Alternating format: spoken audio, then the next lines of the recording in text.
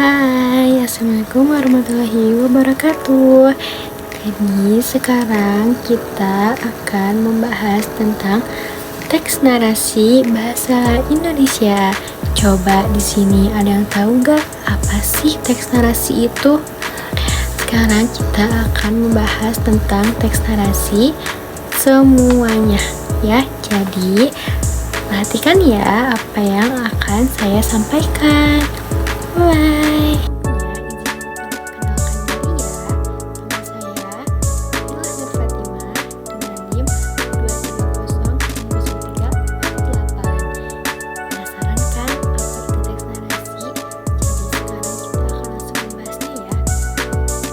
Nah, apa sih teks narasi itu?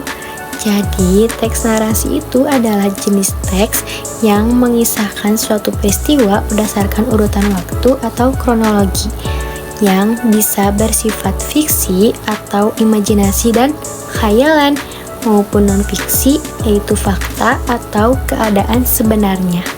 Teks narasi juga memiliki tujuan, yaitu tujuannya untuk menghibur pembaca dengan pengalaman estetis melalui kisah dan cerita, baik fiksi maupun non-fiksi. Selain itu, teks narasi juga memiliki tujuan lain seperti yang pertama ada menghibur pembaca.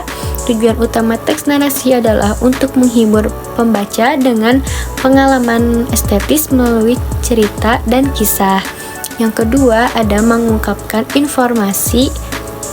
Teks narasi juga memiliki tujuan untuk menyampaikan informasi secara tepat tentang sebuah kejadian atau peristiwa, memperluas pengetahuan atau wawasan audiens. Yang kedua ada mengungkapkan informasi. Teks narasi juga memiliki tujuan untuk menyampaikan informasi secara tepat tentang sebuah kejadian atau peristiwa, memperluas pengetahuan atau wawasan audiens. Yang ketiga, ada mengungkapkan perasaan. Teks narasi bertujuan untuk mengungkapkan perasaan penulis dalam menuangkan imajinasi mereka, serta memberi pengalaman supaya para pembaca turut merasakan pengalaman tersebut. Oke, ada yang paham di sini apa itu tujuan teks narasi? Sekarang kita lanjut ya ke selanjutnya. Selain memiliki tujuan, teks narasi juga memiliki ciri-ciri. Apa ya ciri-cirinya? Sekarang kita akan jelaskan apa ciri-ciri teks narasi. Jadi, teks narasi memiliki beberapa ciri yang membedakan dengan teks lain. Berikut adalah ciri-ciri teks narasi. Yang pertama ada berisi cerita dan peristiwa. Teks narasi berisi tentang cerita, kisah, dan peristiwa tertentu yang menggunakan gaya bahasa naratif. Yang kedua ada alur yang jelas. Cerita dalam teks narasi memiliki alur yang jelas dari awal hingga akhir cerita. Yang ketiga, terdapat konflik, terdapat suatu peristiwa maupun konflik yang menimbulkan peristiwa lain sebagai akibat dari konflik sebelumnya. Nah, yang keempat ada unsur-unsur pembentuk. Teks narasi memiliki unsur-unsur pembentuk seperti tema, latar, alur, karakter, dan sudut pandang yang mempengaruhi cerita.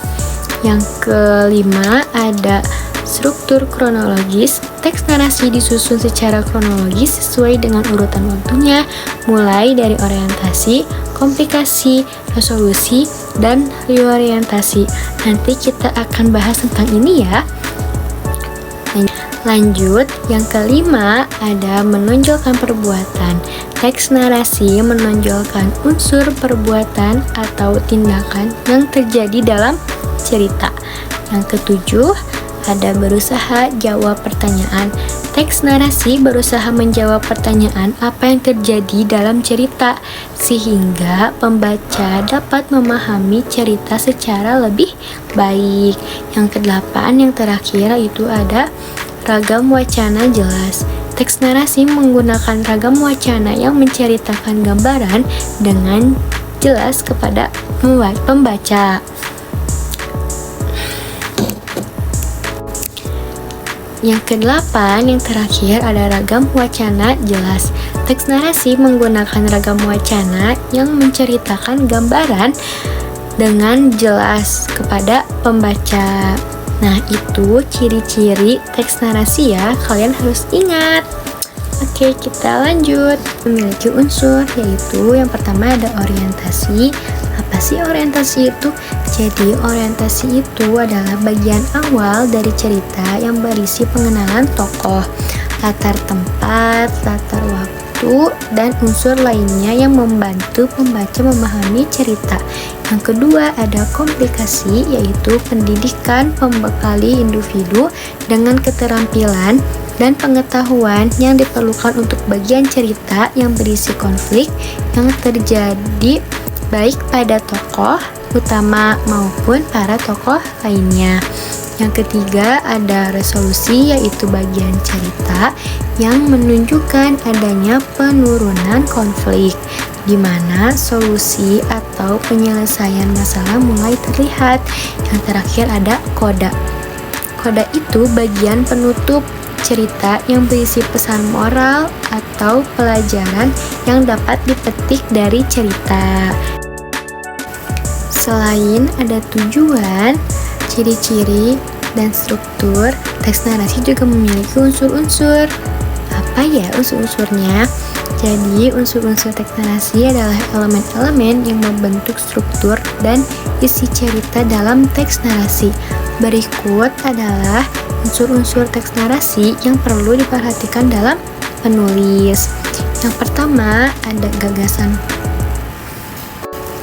Yang pertama ada tema, yaitu gagasan pokok atau ide pikiran dari teks narasi seperti cinta, keluarga, pertemanan, perpisahan, dan lain-lain. Yang kedua ada informasi, tempat dan waktu kejadian yang menjelaskan di mana dan kapan peristiwa dalam cerita terjadi. Yang ketiga ada alur, yaitu pola penyampaian rangkaian peristiwa. Biasanya alur sebuah cerita bisa maju, mundur, atau cerita dimulai dari akhir ke awal dan gabungan maju, mundur. Terus yang keempat ada tokoh, karakter-karakter dalam suatu cerita seperti protagonis utama, antagonis lawan tokoh utama, dan tritagonis itu penengah atau netral. Yang kelima ada sudut pandang. Sudut pandang itu arah pandangan dan penyampaian penulis ketika menyampaikan sebuah cerita, seperti sudut pandang orang pertama, orang kedua, dan ketiga. Yang keenam ada konflik. Konflik itu masalah yang sedang diselesaikan, seperti ketegangan yang membutuhkan resolusi.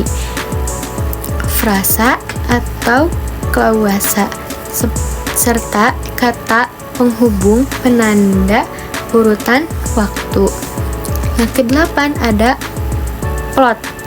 Plot itu rangkaian peristiwa yang terjadi dalam sebuah cerita. Yang kesembilan ada setting. Setting itu lokasi kejadian dalam waktu dan tempat. Yang ke-10 ada karakter. Orang dalam cerita yang menggerakkan plot dipengaruhi oleh plot, atau bahkan mungkin penonton plot gitu. Yang ke-11 ada tema, unsur paling penting dan paling tidak eksplisit, mencakup apa moral dari cerita dan apa yang penulis ingin membaca pahami. Materi teks narasi sudah disampaikan semuanya. Sekarang, apa sih kesimpulan dari teks narasi itu? Jadi, kesimpulan teks narasi itu adalah bahwa teks narasi memiliki struktur yang kronologis, menggunakan gaya bahasa naratif, dan memiliki unsur-unsur pembentuk yang mempengaruhi cerita. Tujuan utamanya adalah untuk memberitahu pembaca mengenai urutan kejadian dan pokok permasalahan dalam teks. Nah, itu adalah kesimpulan dari teks narasi. Materi sudah dicukupkan, semoga kalian dapat memahami dan semoga materi ini menjadi manfaat untuk kalian semua. Cukup sekian dari saya. Wassalamualaikum warahmatullahi wabarakatuh. Bye-bye. Sampai ketemu nanti lagi.